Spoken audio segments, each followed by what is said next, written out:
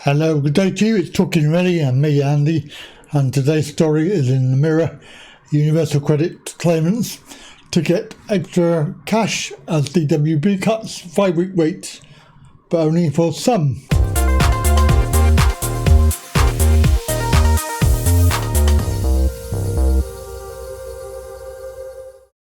So yes, this very interesting story. The ministers have bowed to pressure and will give only those with legacy benefit claims 2 weeks of run-on payments, helping bridge the gap between the claim and the 5-week wait.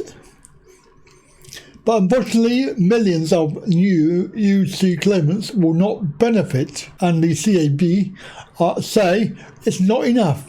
Ministers have finally bowed to pressure and will effectively cut the 5-week wait for a first UC payment, but only for some people. Since 16 March to the end of April, we have received over 1.8 million claims for universal credit, over 250,000 claims for job seekers allowance, and over 20,000 claims for employment support allowance. Overall, this is 6 times the volume that we would typically experience, and in 1 week we had a 10-fold increase. The rate for UC claims appears to have stabilised at about 20 to 25,000 per day, which is double that of a standard week pre-COVID-19. I'm pleased that my department is standing up to the challenge. We have redeployed a significant number of DWP staff, about 8,000 so far, and from other government departments, about 500 so far, in order to process these claims. Our payment timeliness for universal credit is running at a record high. We've also issued almost 700,000 advances to claimants who felt that they could not wait for their first routine payment, and the vast majority of these claimants received money within 72 hours. Anti-poverty campaigners have long called for the DWP to scrap the rule, which means claimants must wait 5 weeks for their first payment, or they can take out an advance which must be repaid. The government said today that thousands of claimants moving on to UC, they will receive up to 2 weeks worth of additional cash during the 5-week gap. But the announcement does not cover the millions of people who come on as new benefit claimants.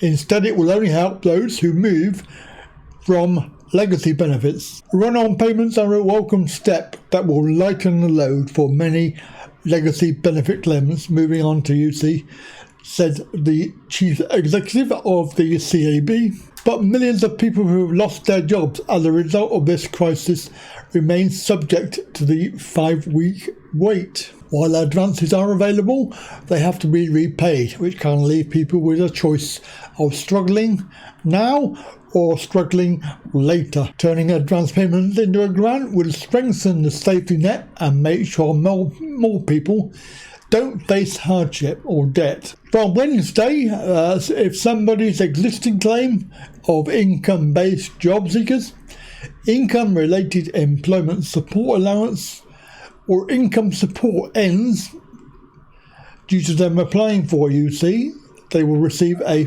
payment worth up to 2 weeks of their legacy award, the benefit that they were on previously. This is a one-off payment designed to help people during their first period. Crucially, it does not have to be paid back. It's paid automatically and when they claim UC for the first time, and will not affect the amount of UC that they receive. This one-off payment will provide additional support as claimants move from legacy benefits to UC. It doesn't have to be paid back and won't affect their reward, so it's welcome cash in pockets. I'm very suspicious here because I'm thinking that perhaps this is a bit of a bribe, because I suspect that UC payments are actually lower in total than legacy benefits. So it's a sort of a bribe in between. Obviously, the UC has been delayed for many years. It was supposed to go live in 2017, but it's now been pushed back until September 2024.